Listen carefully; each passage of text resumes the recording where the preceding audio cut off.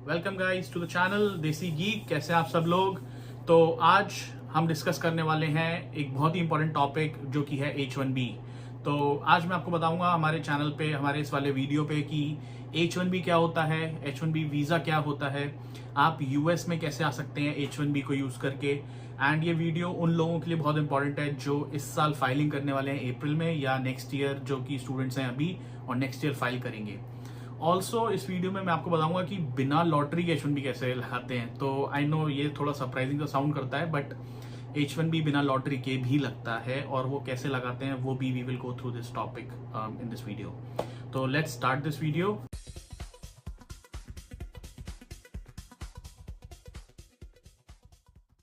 तो guys, US में आने के लिए दो तरह के वीज़ाज होते हैं, immigrant visas and non immigrant visas. तो आज हम इमिग्रेंट वीज़ा के बारे में नहीं डिस्कस करेंगे, हम कंप्लीटली नॉन इमिग्रेंट वीज़ा के बारे में डिस्कस करेंगे। एंड H1B जो है वो एक नॉन इमिग्रेंट वीज़ा कैटेगरी में लाई करता है। तो H1B कौन देता है? वो एक गवर्नमेंट बॉडी है यूएस की, USCIS, United states citizenship and immigration services, जो हमें H1B प्रोवाइड कराती है। तो होता यह है कि हर साल यूएस गवर्नमेंट 85,000 H1Bs अप्रैल के महीने में सबको प्रोवाइड कराती है, जो जो फाइल करता है H1B के लिए। तो अब आते हैं कि लॉटरी कहां से आई। तो 2011 से पहले क्या होता था, जितने भी लोग फाइल करते थे H1B, उसकी टोटल काउंट 85,000 से कम होती थी, बिकॉज वो पूरा क्राइटेरिया फुलफिल नहीं होता था, इसीलिए लॉटरी होती ही नहीं थी। लेकिन 2011 के बाद से 85,000 से ज्यादा एप्लीकेशंस लोग डालने लगे। तो उससे हुआ ये कि USCIS को एक मैकेनिज्म फाइंड करना था जिससे कि वो फेयर ट्रायल हो और फेयर तरह से H1B मिले। तो USCIS एक कंसेप्ट के थ्रू आई जिसका नाम था लॉटरी सिस्टम। तो ये होगा इसमें कि 85,000 एप्लीकेशंस जो हैं वो लॉटरी के थ्रू पिक करी जाएंगी हर साल अप्रैल के महीने में। तो उसको कहते हैं लॉटरी सिस्टम इन H1B। और एक सिस्टम होता है नॉन लॉटरी बेस्ड, तो वो जो H1B की कैटेगरी है उसके बारे में हम बाद में बात करेंगे। तो आते हैं कि इस साल अप्रैल में 85,000 जो H1B पिक होने वाले हैं उनका क्या होगा और उसके प्रोसेस के बारे में जानते हैं। तो जो अप्रैल में 85,000 एप्लीकेशंस जो USCIS लॉटरी में पिक करने वाला है, उसमें भी दो पॉइंट्स होते हैं। एक उन लोगों की एप्लीकेशंस होती हैं जो ऑलरेडी यूएस में है, और एक वो लोग होते हैं जो इंडिया में है। तो जो इंडिया में है उनकी पहले बात करते हैं। तो अगर मैं सपोज इंडिया में हूँ और आज मैं TCS में काम कर रहा हूँ, TCS चाहती है कि मैं ऑन साइट क्लाइंट के पास जाके काम करूँ यूएस में, और उन्होंने मेरा H1B लगाया, तो वो H1B अगर अप्रैल में लॉटरी में पिक हो जाता है, देन वो मेरी डॉक्यूमेंटेशन USCIS को देंगे एंड USCIS उसको एजुकेट करेगी। और अगर मेरा H1B अप्रूव हो जाता है तो मुझे जाके उसकी स्टैंपिंग करानी पड़ेगी, क्योंकि इसकी स्टैंपिंग तो चाहिए होती है पासपोर्ट में वीज़ा की। उस स्टैंपिंग को लेके मैं अक्टूबर 1 के बाद यूएस में आके उस वीज़ा को अवेल कर सकता हूँ H1B के। इसमें ध्यान देने बात वाली ये है कि अप्रैल में लॉटरी होती है, उसका अप्रैल से अक्टूबर का जो ड्यूरेशन होता है उसमें हमारा USCIS एजुकेट करती है एप्लीकेशन को अप्रूवल के लिए या डिनाइल के लिए, और अगर अप्रूव हो जाता है तो अक्टूबर 1 के बाद हमारा H1B स्टार्ट होता है। अच्छा, अब आते हैं उन लोगों के लिए जो ऑलरेडी यूएस में है। तो उनके साथ क्या है कि जो ऑलरेडी यूएस में है वो किसी ना किसी वीजा पे होंगे, इसीलिए USCIS उनको एक ऑप्शन देती है स्टेटस चेंज का ऑटोमेटिक। तो अक्टूबर 1 के बाद सपोज अगर मैं ऑलरेडी यूएस में हूँ, एक स्टूडेंट हूँ और ऑलरेडी मैं किसी कंपनी के साथ काम कर रहा हूँ, उन्होंने मेरा वीजा लगवाया, वो लॉटरी में पिक हो गया, एंड अप्रैल से अक्टूबर के बीच में USCIS ने उसको एजुकेट भी कर दिया और वो अप्रूव भी हो गया। तो जब वो अप्रूव हो जाएगा तो अक्टूबर 1 के बाद मेरा जो वीजा स्टेटस है वो ऑटोमेटिकली H1B पे कन्वर्ट हो जाएगा, और मुझे यूएस से बाहर जाने की जरूरत नहीं पड़ेगी वीजा स्टैंपिंग के लिए, एंड मैं यूएस में रह के काम भी कर सकता हूँ H1B पे। लेकिन जब भी मैं यूएस की बाउंड्री छोड़ूंगा और वापस इंडिया जाऊंगा, तो वापस एंट्री लेने के लिए, सिंस कि मैं H1B पे स्टेटस पे हूँ और वो स्टैम्प्ड नहीं है मेरे पासपोर्ट पे, मुझे एम्बेसी जाना पड़ेगा और स्टैंपिंग करानी पड़ेगी। तो ये तो था प्रोसेस लॉटरी का और स्टैंपिंग का। अब बात करते हैं फीस की।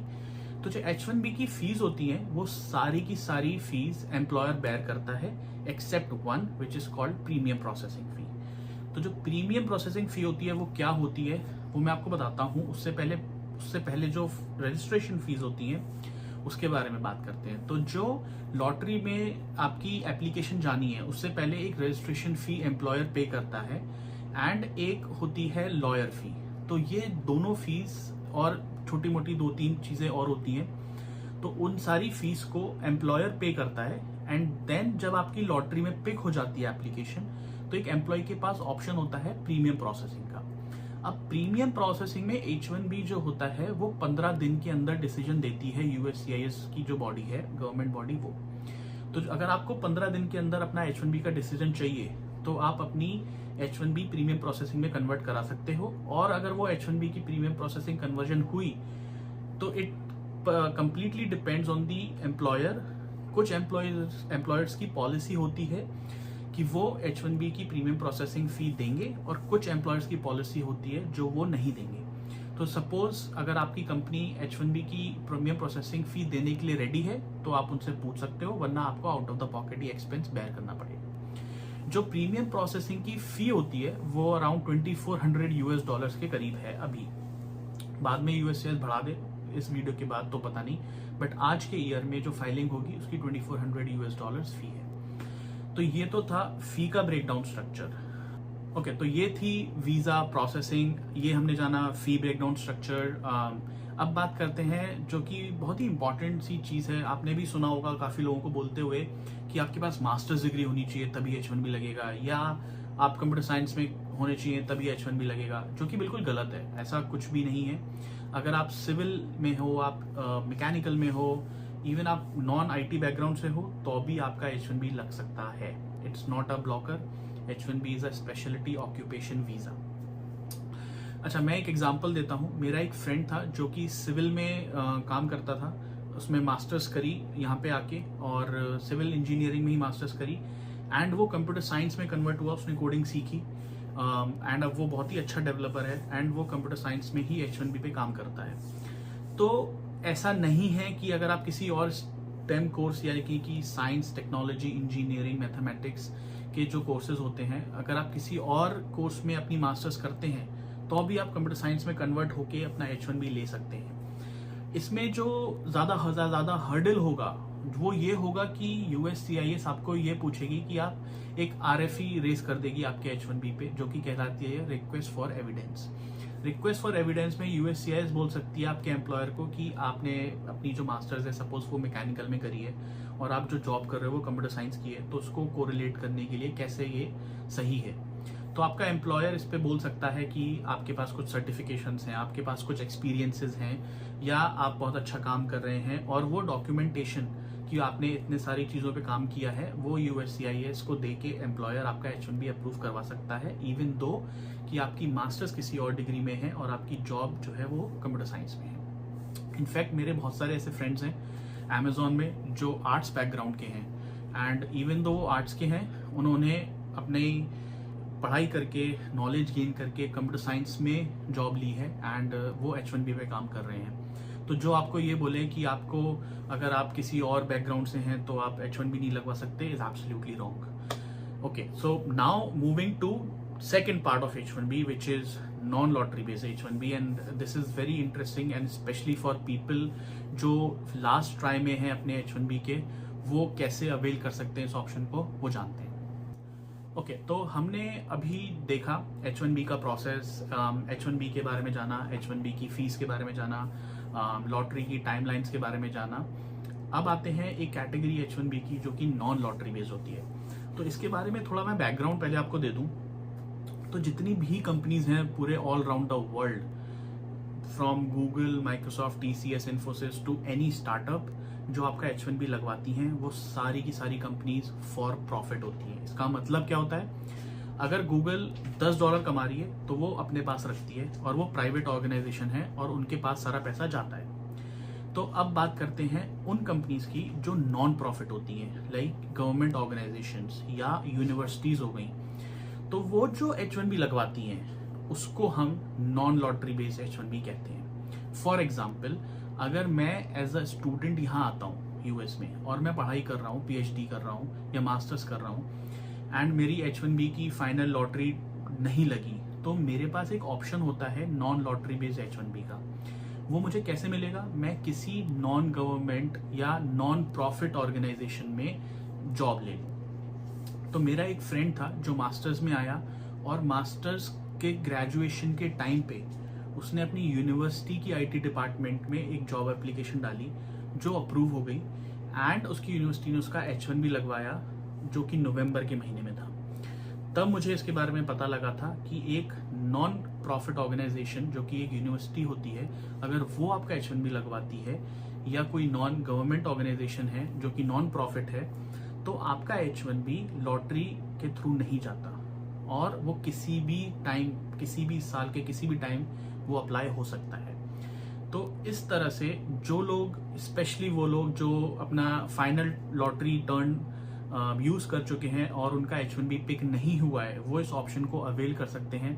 वो किसी यूनिवर्सिटी में एज अ डेवलपर या एज एन एडमिन या किसी आईटी डिपार्टमेंट में या किसी और डिपार्टमेंट में एज अ प्रोफेसर भी, जिन लोगों ने पीएचडी करी है, वो कुछ लोग ऐसे होते हैं जो पीएचडी करते हैं और फिर वो यूनिवर्सिटी में अप्लाई करते हैं एज एन असिस्टेंट प्रोफेसर या एज अ प्रोफेसर एंड वो अपनी H1B को उस यूनिवर्सिटी के थ्रू लगवाते हैं जो कि लॉटरी के थ्रू नहीं जाता। क्यों? क्योंकि वो एक यूनिवर्सिटी अप्लाई कर रही है।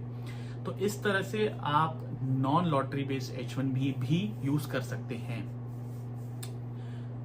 अब बात करते हैं, ये तो हो गई बात लॉटरी और नॉन लॉटरी बेस्ड H1B की। अब बात करते हैं ड्यूरेशन की। तो जो H1B होता है वो पूरा टोटल 6 ईयर्स ऑफ स्पैन होता है उसका और 6 साल के लिए किसी एम्प्लॉय को मिलता है।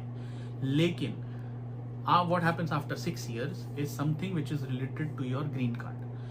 तो जब आप 6 साल तक एम्प्लॉयड होते हो H1B पे, आपके पास ऑप्शन होता है आफ्टर 6 ईयर्स, या तो आप वापस चले जाओ जहां से आप आए हो, यानी कि जैसे फॉर एग्जांपल मेरे केस में मैं इंडिया से आया हूं, तो अगर 6 साल बाद मेरा H1B एक्सपायर हो जाएगा 2025 में, मेरे को 6 साल हो जाएंगे, तो मेरे पास ऑप्शन है कि मैं इंडिया चला जाऊं। सेकंड ऑप्शन है, अगर मुझे यहाँ यूएस में रुकना है तो फिर से मैं लॉटरी में अपना H1B डालूं, क्योंकि एक H1B की 6 साल की ड्यूरेशन होती है मैक्सिमम, और फिर मैं लॉटरी के थ्रू जाऊं और अगर वो पिक नहीं हुआ तो फिर मुझे जाना पड़ेगा इंडिया। और तीसरा ऑप्शन होता है कि मैं H1B पे एक्सटेंशन अप्लाई करूं, लेकिन मैं एक्सटेंशन तभी अप्लाई कर सकता हूं आफ्टर 6 ईयर्स जब मेरा ग्रीन कार्ड प्रोसेस्ड हो चुका हो और अप्रूव हो चुका हो। तो ग्रीन कार्ड प्रोसेसिंग जो होता है वो होता है एक फॉर्म I-140। तो ग्रीन कार्ड प्रोसेसिंग की भी बहुत लंबा प्रोसेस है, उसके बारे में हम अलग से बात करेंगे, लेकिन बस शॉर्ट में बताने के लिए, जिन एम्प्लॉयर्स ने अपने एम्प्लॉय का I-140 अप्रूव करा दिया, जो कि एक ग्रीन कार्ड से पहले का प्रोसेस होता है, और अगर आपका I-140 अप्रूव्ड है तो आपको अपने H1B पे आफ्टर 6 ईयर्स अनलिमिटेड एक्सटेंशंस मिलते रहते हैं। तो ये क्राइटेरिया होता है एक तरह से उन लोगों का जिनका H1B 6 ईयर से ऊपर चला गया है यूएस में रुकने का।